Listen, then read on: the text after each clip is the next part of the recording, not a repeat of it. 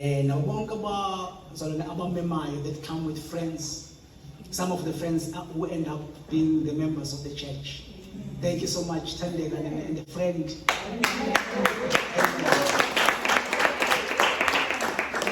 Thank you so much. Dr. Riana, you was a number one. And Banding was a nabani. And I could was in Sunday school, Bangela. Sunday school, Bangela, they come with their friends, and friends become the members. Lapayana Sunday school. Amen. Thank you so much. Amen. Amen. And thank you for the gift, because the gift of the church. Sharing the word in the past 2 Sundays. Malume, and you know, thank you so much, Bazalwane. Sometimes we also a break, and I'm glad to have them. Now, who can preach. Amen. The time will come. Now is on the pulpit. Hallelujah. Yeah, I believe with Pastor Luane. Amen. I've been talking. Now the character level of Bizinayo. The character I like. Joseph. Before I'm going to go quick. Let me scroll a bit.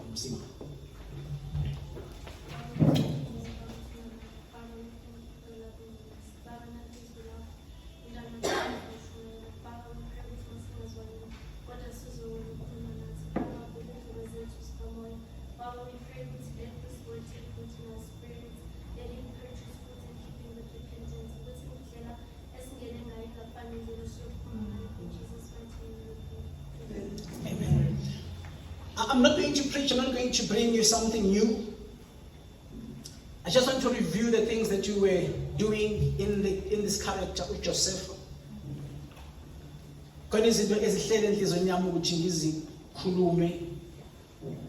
Before we go ahead with the character with Joseph. With Joseph. Amen. And I believe and I hope as I'm ministering in this scripture. With Joseph, I believe you are blessed.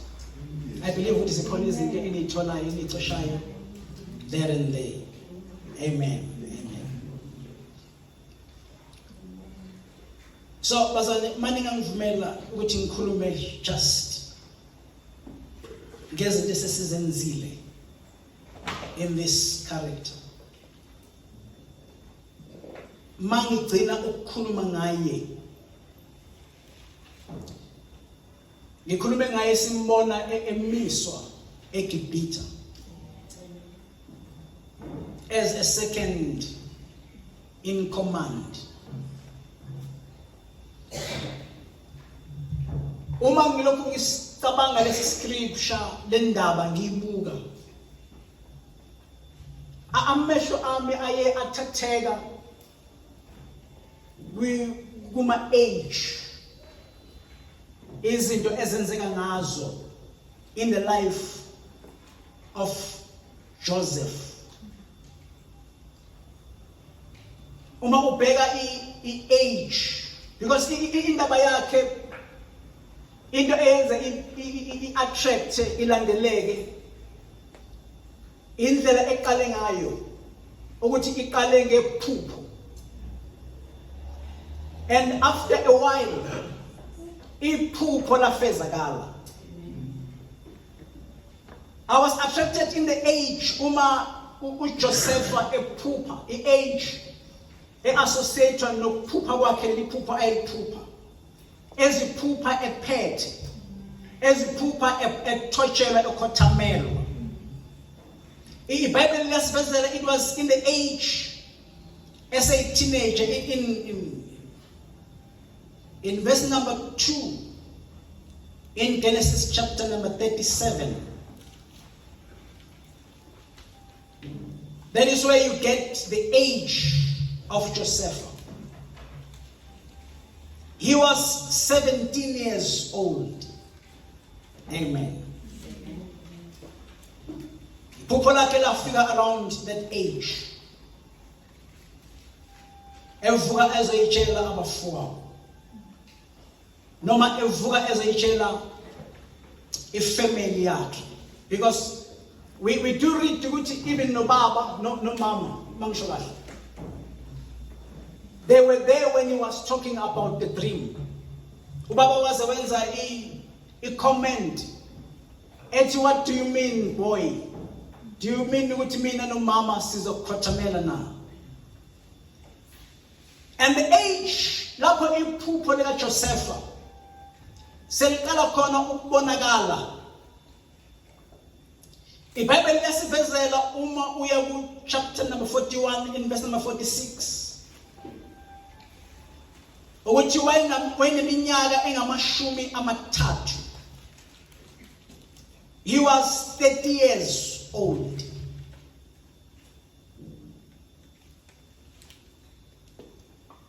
He was 30 years old. And there is a huge gap there. In between, there is 13 years. That is in between. From the time ekhuluma ngephupho lakhe, to the time lapho iphupho lakhe lifezakala khona. And this whole time, uJosepha ehamba kuleminyaka ewu-13, he has been faithful. Asikho isikhathi la eke aphuma khona endleleni noma la kurekhodwa khona ukuthi wenze izinto ezilihlazo, but he's been faithful. Amen. He's been faithful. Ubelokhu ekholekile. And as I look at that age, at that gap, I think in my heart, that alone is the message. It's something that's nahlala sikhulume ngayo njengebandla. 13 years is a long time. And in many cases, bazalwane, uma thina njengabantu senza i-assumption yokuthi God has failed us. Mawumuntu azokusho lokho ethi life has failed me, noma athi uNkulunkulu ungishiyile. It's the times when we fail to wait. Njalo abantu uma bebona sengathi izinto azenzeki ngesikhathi aba-expecta ukuthi zenzeke ngabo, bacabanga ukuthi it's a delay noma uNkulunkulu akawuzwanga umthandazo awuthandaza. And we forget ukuthi kuyalindwa. Kwenziwa njani bazalwane? Kuyalindwa. I-message yesikhathi bazalwane, it's a powerful message esinakhuluma ngayo. Sifundisana ukuthi izinto zakho noma kubonakala ngathi it's a delay, kodwa uNkulunkulu akakhohlwanga. Amen. Kusazokwenzeka. Ngathi kushumela umakhona ukuthi umakhona kusazokwenzeka. Yes. Nikhona sonke namhlanje bazalwane. Lento uNkulunkulu akhulume kuwe ngayo yathinteka inhliziyo yakho, ngoba khona into eqhumayo in you. Wayizwa lento ukuthi iqhamuka kuNkulunkulu. No matter how long it takes, but it will come to pass. Because uNkulunkulu esumkholwayo wethembekile. Uma sinamaphupho ezinto bazalwane, maybe ukhona lana unephupho lokuqala ibhizinisi, uyasibona business person. Maybe you've got a dream of completing your studies.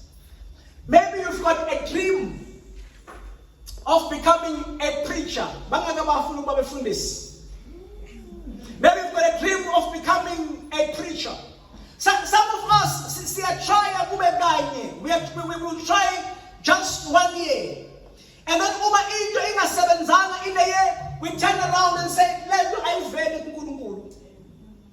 sometimes this is a wasted year. 2025, but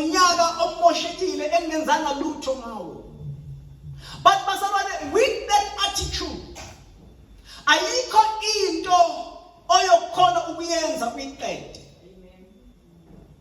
Impilo yakho iyohlala njalo uqala izinto uyekela. Uqala izinto uyekela. Uqala izinto uyekela ngoba awunaso isineke sokulinda nokubheka ukwethembeka kukaNkulunkulu. Hallelujah. Some of you, they will be getting married. The guys, maybe they will get married in one of the years. My cooler. And then we tell one, and then you tell yourself, no, this is not the right woman. And then you think in yourself, let me go and look for other cherries. Because with that attitude, we will try bonke abantu besifazane. Ngoba yonke into bazalwane iyolingwa.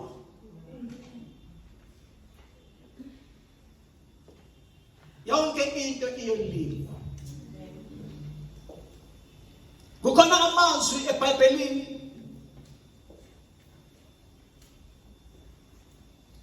esiwathandayo njalo ukufunda isikhathi esiningi siyafunde makunezifo. Athi bonke ngaphansi komthunzi welanga kunesikhathi sakho. Lento onayo enhlizweni yakho inayo i-appointment yayo yokuphumeleliswa kwayo. I wish and I pray in my heart, oh, this morning as I minister, kungaba khona umuntu engimkhuthazayo who was about to give up. Ukuthi izinto zonke zinesikhathi sayo. Lelo phupho lelo onalo, uNkulunkulu uzokwenza ukuthi liphumelele. Kusenjongweni kaNkulunkulu ukuphumelelisa wena. Ngingezwe kahle. It is in the plan of the Lord ukuthi wena ube nempumelelo. Wena udalelwe ini bazalwane? Ake usho ukuthi wena udalelwe ini bazalwane? Impumelelo. Wena udalelwe ukuthi uphumelele. That's why kukhona uJesu. Ukuthi ngoJesu nangegazi lakhe noma ngabe isiphi isiqalekiso esikhulunywe kuwe ukwazi ukudila naso ngoJesu. Ukwazi ukudila naso ngegazi likaJesu. Nginayo njalo into enhlizweni yami. Ukuthi ngikufundise lokho. Ukuthi uma usengaphansi komthunzi welanga angikholelwa into yokuthi khona into oyenzile engeke usaba lutho. Angikholelwa leyo.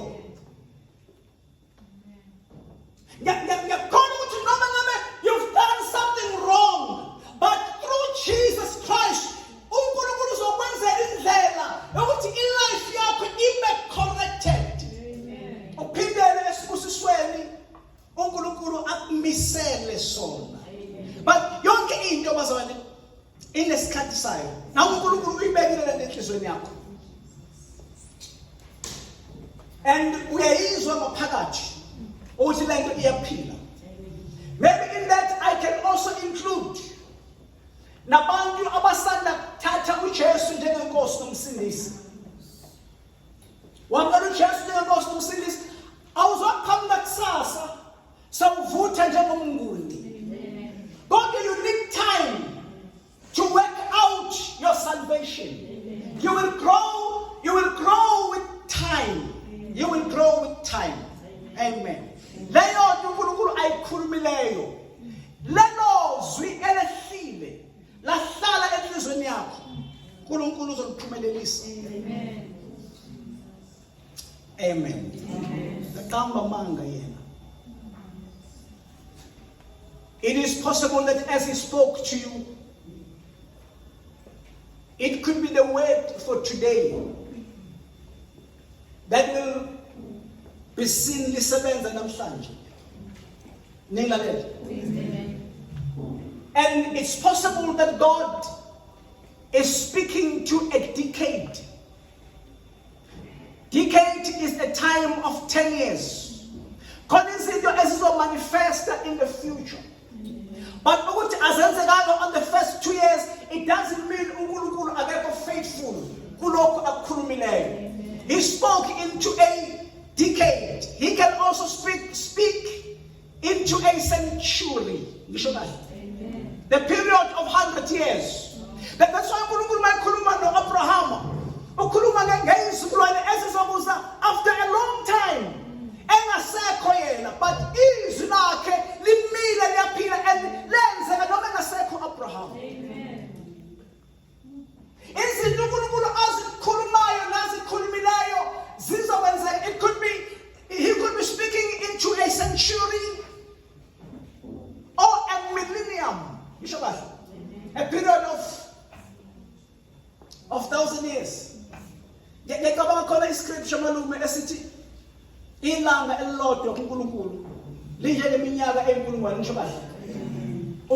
Ikhathi zethu azifani nezikhathi zakhe. Kodwa ungamlimiti ngoba wena ungafuni ukumlinda. uNkulunkulu uzoyenza indlela. Amen. uNkulunkulu uzoyenza indlela.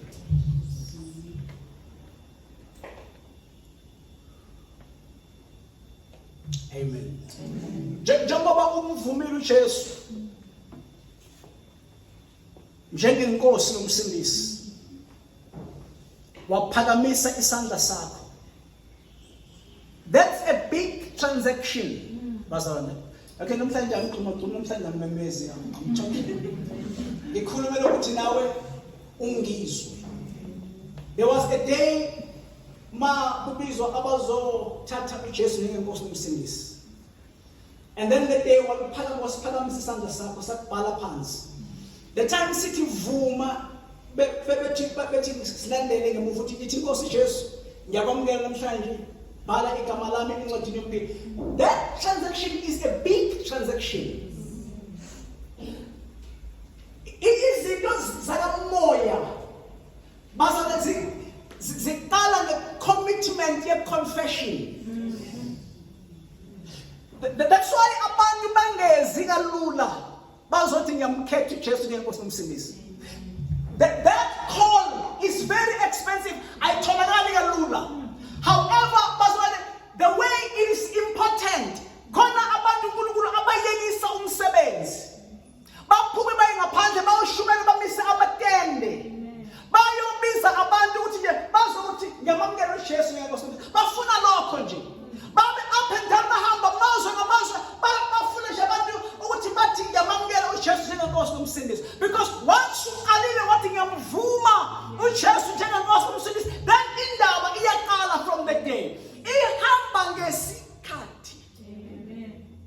Ihamba ngani bazalwane? Ngesikhathi. Indaba yakho uzoyizwa ishintsha emva kwesikhathi. Uzobuzwa emva kwesikhathi uzwe ukuthi awusafani nangonyaka odlule. Uzwe ukuthi no, indlela okhuluma ngayo iyashintsha kancane ngenxa yesinqumo wasenza sokuthi ngiyamthatha uJesu njengenkosi nomsindisi. But it's time. Ake kuthi it's time. It's time. Yes, give time. Don't give up easy. But do not give up easy. Amen. Amen. And somebody wayeshumayela. There is a clip that was going around. I think umfundisi uThwala Bishop ethi uzolingwa ngamazwi noma ngezwi olizwile. Ngezwa ka? Uzolingwa ngani? Njengoba kushukeliwe kuwe, kushunyelwa izwi lahlala enhlizweni yakho, wathi ngiyamamukela uJesu njengenkosi nomsindisi, uzolingwa ngalelo zwi lelo olizwile. Because uma kukhona into uSathane angayifuni ukuthi ubambe izwi Mawukhona into usathane angayifuni ukuthi ugcine iphupho. Njengoba uJoseph enephupho noSathane ufuna ukulwisa imbazalwane iphupho. Izwi liyalwiswa. Even as prophet esikhulunywa kuwe uSathane uzosilwisa. Amen. Angithi nguni mamdlamini. Khama lo muzongifakazela. Lokhu uzala esontweni uyasebenza and you don't even have time sokupheka lapha ekhaya. Because uyasebenza esontweni you never eat proper food on Sunday. And then abosisinde abakaze bakunaki. Abakaze bashite ngoni. Akudlule ekhaya nje uthathe sipheke ukudla okuningi. They never say that. And then the day umoya ingcwele athi ngoni khona izinto ufuna ukuresolve kuwe. Akuthathe 3 days fasting. That day aqhamuke kuwe uzothi hey ngoni. Also feel and then you ask yourself, okay, why all of a sudden? Because I'm eating your fast. But the enemy is fighting the word. Israel lizo vivinywa. Amen. That's why, Pastor, it's very important to ukwazi ukuthi ama-temptations esihlangana nawo ukuvivinywa nokuzingelwa esihlangana nakho akukho personal. That's why Bible lithi impi akusiye yethu kodwa ingeka Jehova. Amen. Lempi oyilwayo, it's not about you but it's about the dream that you are carrying. Sana ukumuva ngoba bazona ayikho into powerful njenge focus, ayikho into powerful njengokulinda.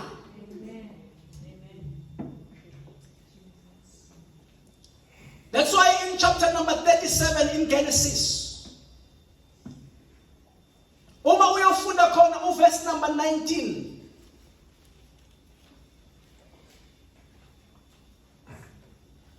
Genesis chapter number 37. Verse number 19.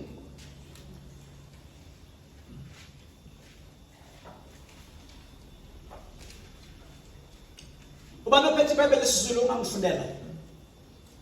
Verse 19. Bakhulumisana omunye nomunye bathi bhekani inyanga yamaphupho iyeza.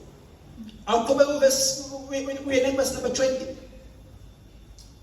Ngalokho wozani siyimbulale siyiphonse komunye wemigodi bese sithi isilwane esibi siyidlile sibone ukuthi azakuba yini amaphupho ayo.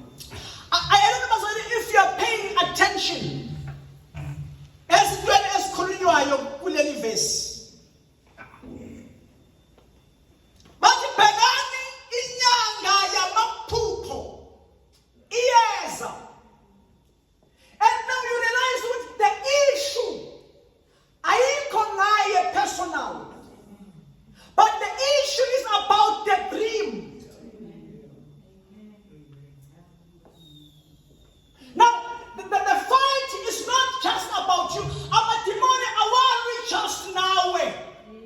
Kodwa amadimoni alwa lephupho. Amadimoni alwa nezwi olabukele.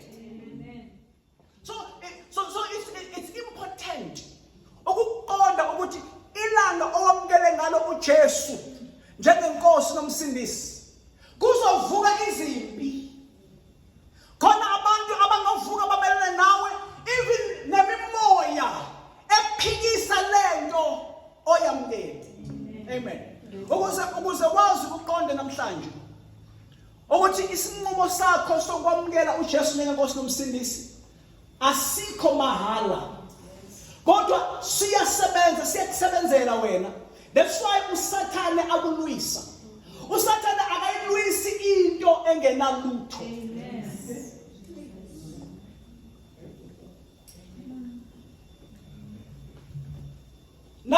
nalalento onayo enhlizweni yakho. Ukuthi ngifuna ukwenza lokho. Ngifuna ukuba umfundisi. Athi khona abantu bafuna ukuba umfundisi lendlela. Ngifuna ukuba umfundisi. The enemy will come against you. Awulwisa lokho. Ulwisa izwi onalo. Ulwisa iphupho. Ngalokho wozani sibulale. Senze njani bazalwane? Sibulale, siphonse komunye wemigodi bese sithi isilwane esibi sidlile. Listen the last sentence. Sibone ukuthi uzakuba yini amaphupho ayo. The enemy is after the dream. Hallelujah. The enemy is after the dream. Njengoba usathane ebona ngathi uyakhula enkonzweni yokushumayela nenkonzo yendumiso. And the enemy is not fighting you personally. But the enemy is fighting the dream. The enemy is fighting ukukhuthazela kwakho. Amen. Amen. Impi akusiye yethu. Kodwa ingeka Jehova. But kungokwethu ukuthi siqinisele. One of the scriptures that we usually read, that I usually read, and that's big, so that now you make a note in the first book of Corinthians.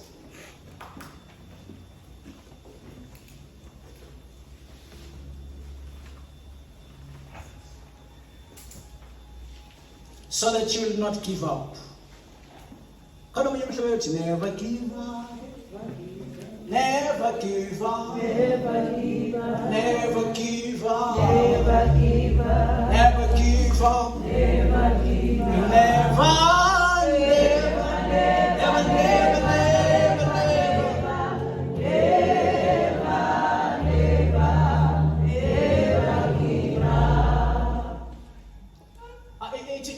never, don't give up on the first year.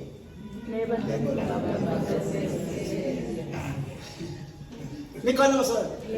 Kungathi semnyaka wodwa nje wena sothanda uNkulunkulu akekho ngizomunye ekhuluma kwiFacebook ethi indaba yokukhona ukuthi mina ngifike noNkulunkulu indaba kaNkulunkulu angisengeni uNkulunkulu akasiyele wami uNkulunkulu ngithi mina ngibona lo kinga yena awukwazi ukulahla uNkulunkulu. Awukwazi ukulahla uNkulunkulu because lezi izinto oyijahile ujahe izinto ezingenalo ikusasa. Kodwa uyeka uNkulunkulu you must remember one thing, ukuthi izinto ezithatha isikhathi, izinto ezisolide namandla. Amen. Ungabe unasoluthwa izinto eziphephukayo. Hallelujah.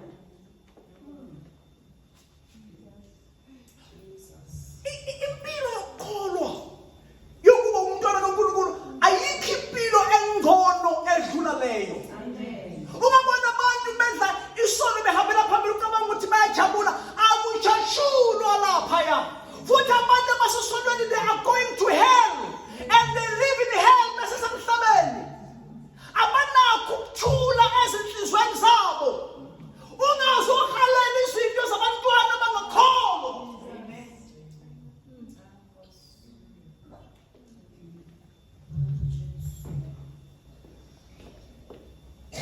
First Corinthians chapter number 10, verse number 13. Please read for us. No temptation has seized you except what is common to men. And God is faithful. He will not let you be tempted beyond what you can bear. But when you are tempted, He will also provide a way out so that you can stand up under it. I like this one. No matter what temptation that comes, it's 1 Corinthians chapter number 10, that was verse number 13. uNkulunkulu akavumi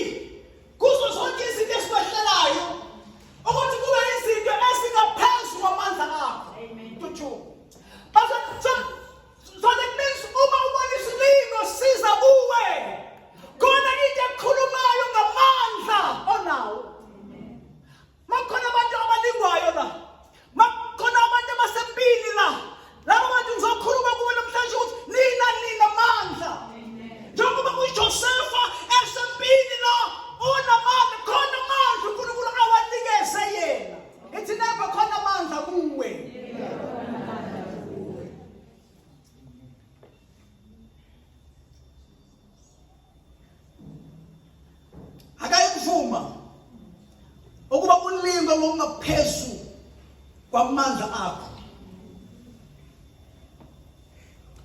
Kepha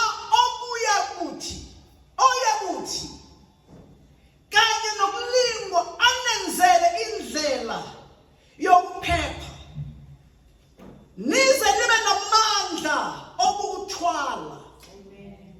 Hallelujah.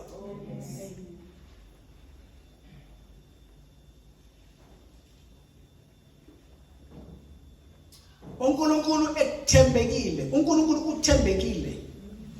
Akayikuvuma ukuba ulingwe ngokungaphezu kwamandla akho. Kepha oyakuthi kanye nokulingwa, kanye nani bazalwane? Kanye nokulingwa anenzele indlela ithini English. No temptation has seized you except what is common to man. And God is faithful. He will not let you be tempted beyond what you can bear. But when you are tempted, He will also provide a way out so that you can stand up under it. He will also provide the way out. Isizulu sithi kepha okuyakuthi kanye nokulingwa anenzele indlela. I feel like saying ekulingweni kwakho ngesikhathi ulingwa, the time kungathi kubi, God is busy making a way out. Amen. Bayathuka ngenxa ukuthi sawuthola yakholwa. Sebebiza ngamagama classmate. Bathe umsindiso. Bathe umfundisi. Bathe umamukhokheli. Yabona you know those names bathe umfundisi. Angiphathi khona wangayiphasa i-test wathola less than 40% bathe umfundisi ufeyilile. All those words that are coming against you, but God will make a way. uNkulunkulu kanye nokuvivinya ekuvinyeni kwakho uNkulunkulu uyoyenza, and uNkulunkulu enza indlela, uNkulunkulu shaya ihlabekisa. uNkulunkulu wenza izinto ngendlela ukuthi abantu bakubuke, abantu bakubuke lo muntu umntwana kaBaba, because uNkulunkulu He remains powerful. Qinisela wena uthathe uJesu njengenkosi nomsindisi uyawuvuma khona la ekhaya. Qinisela, don't run away. Kusazobonakala imphumela yezwi olamukele. Qinisela, ithi neighbor qinisela. I'm repeating again. I'm not getting lost on my notes, but I'm repeating this on purpose. Ayikho impilo engcono edlula impilo yokukholwa. Ngempilo yokukholwa, njengoba sikholwa, impilo esiphilayo iyakwazi nokulwa namadimoni. While isono abantu abasigijimelayo siba uminyango wokuvulela ukulingwa nokuhlulwa. But uNkulunkulu uzoyenza indlela.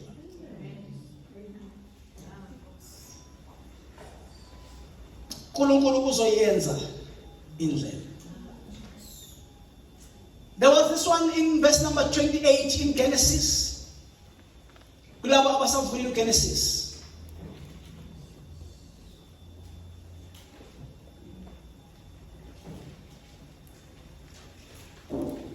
Genesis 37.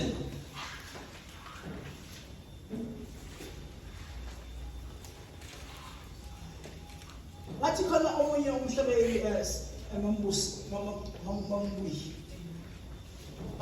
Ukhuluma something ethi angazi bona ngokhumula mhlawumbe othi sinyathela ngesizotha. Unento esho kanjalo. Othi sinyathela ngani bazalwane? Ngesizotha. That means astata zeli bazalwane. Asinjani? Astata zeli. Kuyahlalwa kuyalindwa into yethu iyadevelopa, into yethu iyakhiwa. Enzonjani bazalwane? Iyakhiwa. And let me talk, let me surprise you. Laba bathina abalindi ukuthi ngijuluke ngisulu and ngiqhuma so. If we have to grow, these kind of teachings, you must expect them. This kind of teaching, this kind of preaching, where we talk step by step, giving you weight. Because you need information. udinga ukunikezwa ulwazi, izinto ezizokwenza ukuthi ukwazi ukuqhubekela phambili, izwi likaNkulunkulu, ukwazi ukuthi asiqhamazeli kuyalindwa, and ekulindeni kwakho awulindi ungadli lutho, ulinda udla izwi likaNkulunkulu. Ngoba iBhayibheli lithi olungile wami uyophila ngokukholwa, and ukukholwa kuza ngokuzwa. A man will not live on bread alone, but everywhere we have to receive the word. Namhlanje ngiyashumayela uMdlamini, next week ashumayela uMalume, the other day ashumayela uMamdlamini, the other day ashumayela uKhokhuntobo. Kushuyelwe udle izwi uzokwazi ukuba strong.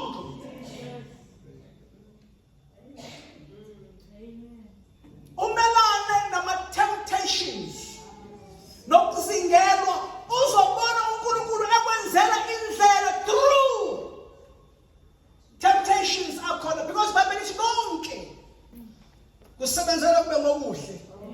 The devil may have planned it for evil, but God will make it work for your favor.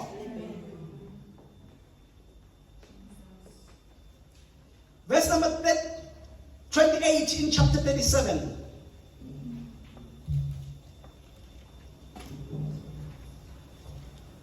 So when the Midianite merchants came by, his brothers pulled Joseph up out of the cistern and sold him for 20 shekels of silver to the Ishmaelites, who took him to Egypt.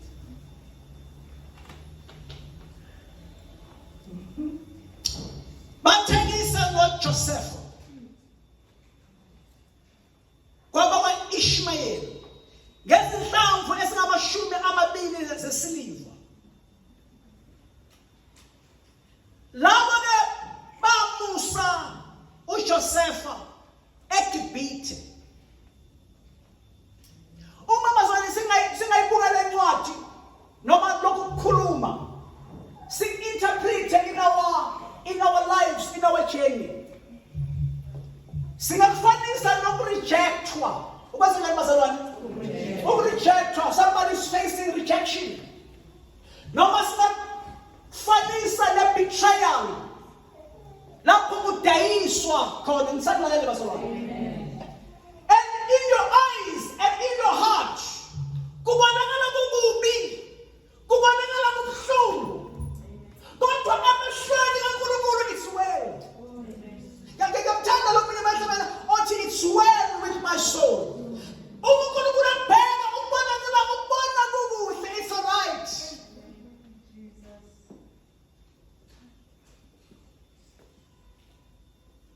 Ngoba nakuba kubonakala kwi-betrayal noma kubonakala kwi-rejection, kodwa uJoseph kukhona izwe ayesuswa kulo elalizohamba licollapse ngenxa yendlala, ezobekwa ezweni elalizodevelopha i-economy. Kusengathi bayalilahla, kodwa uNkulunkulu uyise endaweni engcono. Ithi neighbor, wena uya endaweni engcono.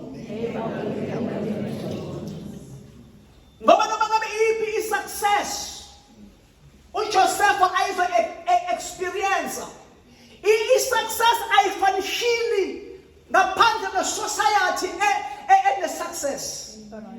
Ngiyezwa kahle? Yonke into eqhubekayo bazalwane iqhubeka kwi-society, iqhubeka kubazalwane kwi-society. Nawe awuhlukanga kakhulu kule society ohlala kuyo. Even indlela okhuluma ngayo, khuluma njengabantu be-society yakho. Indlela ohamba ngayo, hamba njengabantu. That's why uma bekhuluma noPeter bathi noma emphika uJesu, bathi kodwa wena ngisho indlela okhuluma ngayo uyabonakala ukuthi bawunaye.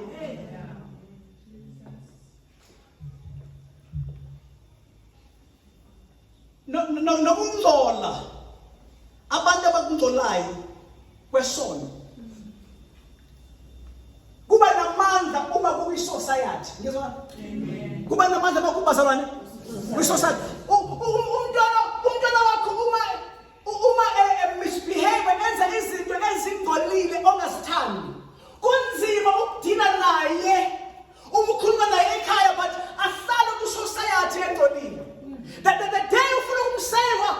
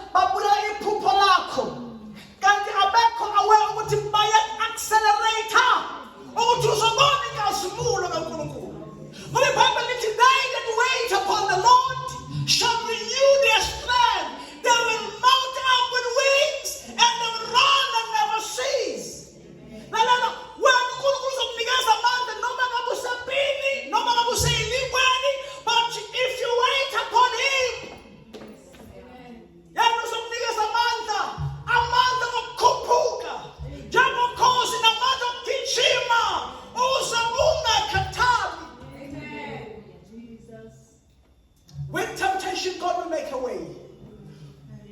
That you keep, because all you need is to keep moving. That's why we say we are moving on.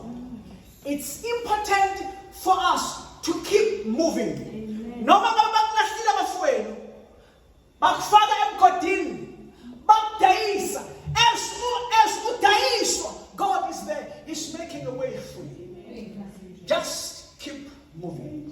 Tell your neighbor, say neighbor. Just keep moving. Just keep moving. Noma ngabe kubonakala ngathi lento oyizamayo ayifuni ukusebenza, try again. Give it time. Give it time. If it's the business, give it time. If it's studies, uyabona ukuthi akuhambi kahle, give it time.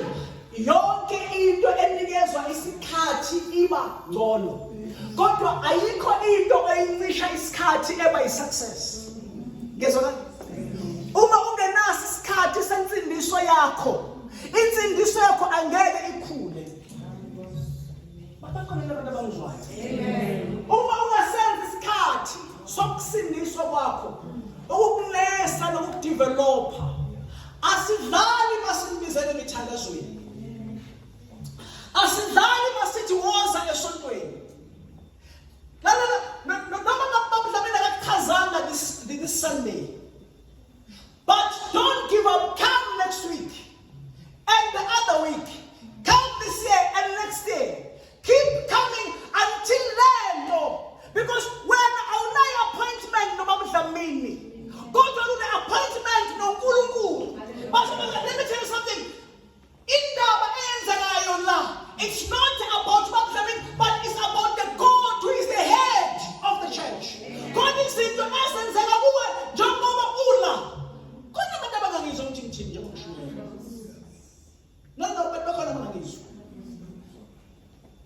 Amen. No.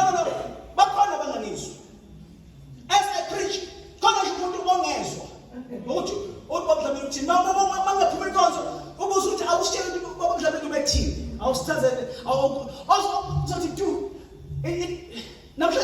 conscious.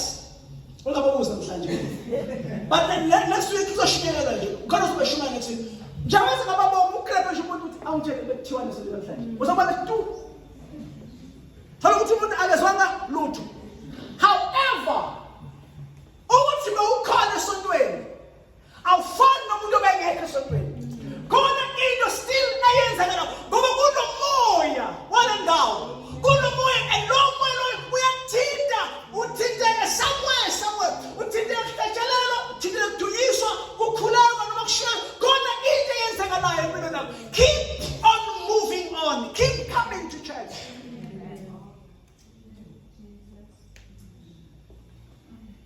And mina uzoyibona lento isenyavala.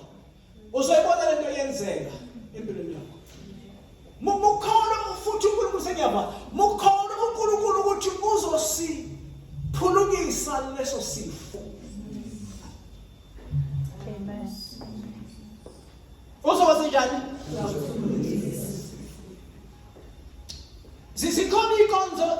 Zikhona inkonzo zamandla. La kwenzeka khona ama miracles. Ukuthi kuvuleka amehlo immediately. You name them. But akusizona zonke ikhathi la kuyohlala kusebenza khona kanjalo. Kwezinye ikhathi uNkulunkulu uyalimita ukuthi njalo kubekwe izandla phezu kwabantu abagulayo. Kodwa abantu baphiliswe izwi. As they keep on hearing the word, umuntu athi leyo nto imphethe angisayazi ukuthi yashona.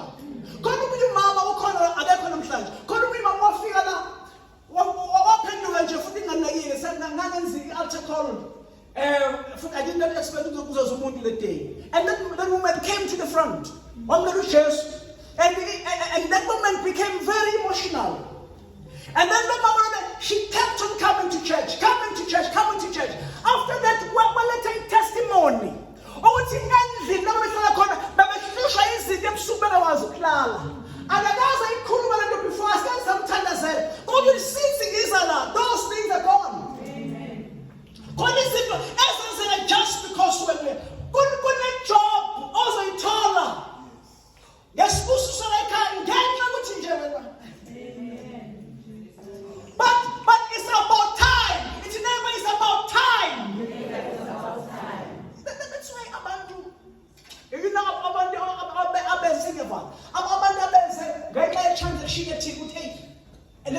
check bazongithandazela ngithola umsebenzi.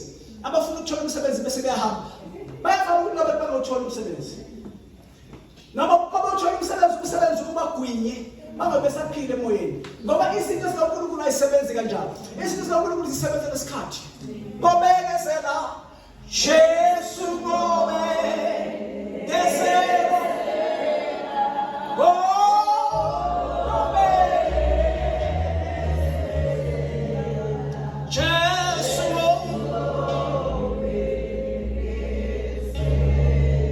There's a scripture that says the 7 years of abundance in Egypt came to an end. Mama ndaba uyathola ukuthi isikhathi senala saphela izwe lonke nakwamanye amazwe aba-affected. Kodwa iGibhithe lona lasala linokudla. Lalela bazona noma injabulo yezwe iphela. Kodwa lento sibambela in the church injabulo sinayo yona ayiphela. Sibambe into emi inkulu phakade. That's why we call kuyinto enkulu phakade. Umuntu uma eseJesu akasenakho ukulahlwa kodwa unokuphila phakade. Bazona asihlalelanga injabulo ephelayo kodwa injabulo emi phakade. Mntwana wami woseJesu. WoseJesu bese uyahlala uyalima. Noma impilo yakho ungathi i-chaotic. Uyasibona ukuthi awufani nabanye abantwana. Izinto zakho zi-upside down. But come to Jesus and give time. Enjoy church. Enjoy coming to church. Enjoy fellowship nabazalwane. Ngoba izinto zihamba nale society. Njengoba ngiqhawula amaphelikonzo khona into transferekayo. Wena ubona but yabonakala nje wayemsima shimo lesolodlami wayemsima ungathi khona izinto efana nodlamini I know i-society. Khona izinto ezodevelopha kuwe ngenxa ye-society. Oh, when you need to come to Jesus. Just keep coming. Ngiyakucenga ngiyakhuluma kuwe, just keep coming. Mntwana wami uyi-teenager hokubona abangani bakho kungathi benza izinto esingona beyidaka ngeyidakamizwa. Lalela lesi sikhathi lesi sophela and sophela kabuhlungu. Kodwa injabulo engenuine is here in the house of God. Come to Jesus. Makukhona into edingayo in your life, you need Jesus. Khona umuntu othi fakela kulo Jesu, you will never come right. Lalela woza uJesu. Umjolo awusize lutho. Impilo nenjabulo ephelayo ezophela kabuhlungu bathi injabulo esinayo. You need to come. If there's something that you need Jesus. Awukazi ubambelela uJesu njengenkosi nomsindisi. You're still playing, you're still trying to decide. Don't wait until too late. Uyamdinga uJesu la enhlizweni yakho. Ukuhamba ubuye. Ukuhamba abe yena i-director yempilo yakho. Ukhona yini umuntu la endlini othi angikaze ngasenza isinqumo. I've been following but angikaze ngisenze isinqumo. So ukuthi ngiyamthatha uJesu njengenkosi nomsindisi. If there is anyone, you are young mama, if there is anyone othi I've been following but angikaze. Phakamisa isandla sakho, I want to pray with you. Is there anyone? Is there anyone? Angikaze ngimamukele uJesu njengenkosi nomsindisi. Makukhona khona phambi kwami sakho, let me pray with you. Makukhona into edingayo emhlabeni udinga uJesu. Libongwe ngabantu asingenyawo. Libongwe ngelosi. Likho igama.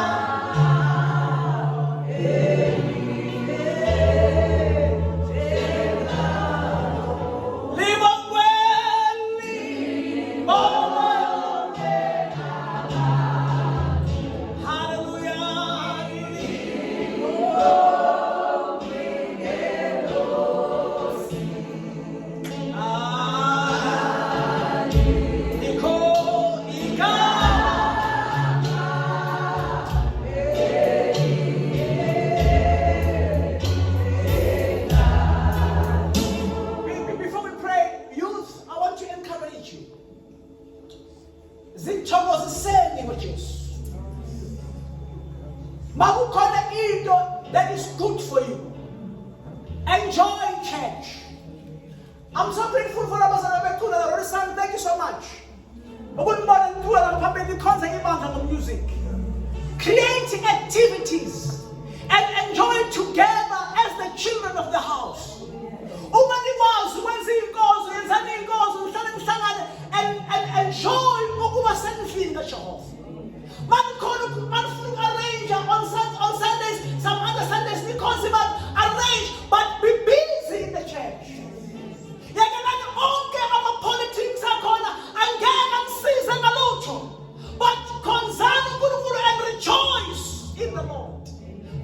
Lokho kuzonisiza, kuzoyidevelopha lento engaphakathi igcina iphila izale ithemba.